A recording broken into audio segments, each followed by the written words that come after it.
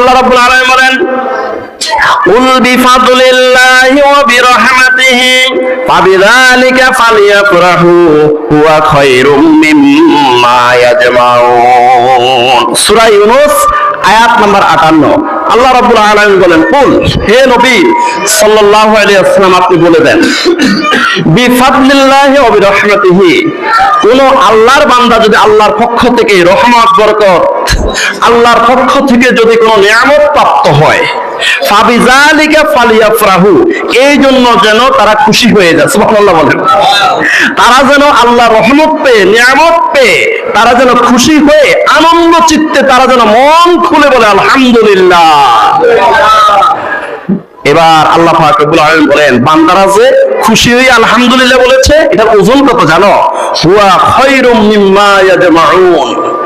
সমস্ত বিশ্ব ব্রহ্মাণ্ডের মধ্যে যতগুলো কাফের মুশরিক আছে, অমুসলিম আছে, বেদিন আছে, নাস্তিক আছে, এই সমস্ত বিশ্ব ব্রহ্মাণ্ডের মধ্যে তারা যতগুলো সম্পদ উপার্জন করেছে, এই সমস্ত সম্পদগুলোর যত ওজন, একটা আল্লাহর বান্দা আল্লাহর নিয়ামত পাইয়া যদি খুশি হয়ে আলহামদুলিল্লাহ বলে, সে আলহামদুলিল্লাহ ওজন বেশি হবে। সুবহানাল্লাহ,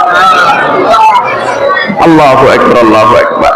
এইজন্য আল্লাহ রাব্বুল আলামিন বলেন, লা ইন শাকারতুম লাযিদান্নাকুম ওয়া লা ইন কাফারতুম ইন্না আযাবি লাশাদীদ। সূরা ইব্রাহিম আয়াত নাম্বার 7। আল্লাহ রাব্বুল আলামিন বলেন যে লা ইন শাকারতুম লাযিদান্নাকুম, আমার কোন বান্দা যদি নিয়ামত প্রাপ্ত হইয়া, আল্লাহর নিয়ামত প্রাপ্ত হয়ে কোন বান্দা যদি বলে আলহামদুলিল্লাহ, শুকরিয়া আদায় করে, লাযিদান্নাকুম, আমি আল্লাহ তাদের নিয়ামত আরো বাড়াইয়া দিই। সুবহানাল্লাহ। ওয়ালা ইন কাফারতুম ইন্না আযাবি লাশাদীদ।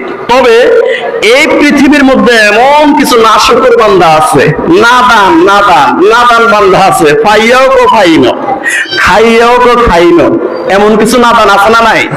আল্লাহ পাক বলতেছেন, ১৫০০ বছর আগে বলে দিচ্ছেন, ওয়ালা ইন কাফারতুম ইন্না আযাবি লাশাদীদ। এই নাদানেরা, এই নাশকর বান্দারা, তারা যদি আল্লাহর নিয়ামত প্রাপ্ত হইয়াও যদি নাশকরি করে, আল্লাহর শুকরিয়া আদায় না করে, ইন্না আযাবি লাশাদীদ, মনে রেখো আমার আযাব অনেক কঠিন, কঠিন আযাব ও গজব আমি রেডি রেখেছি যারা আল্লাহর শুকরিয়া আদায় করে না, আল্লাহর নিয়ামত প্রাপ্ত হয়ে যারা শুকরিয়া আদায় করে না।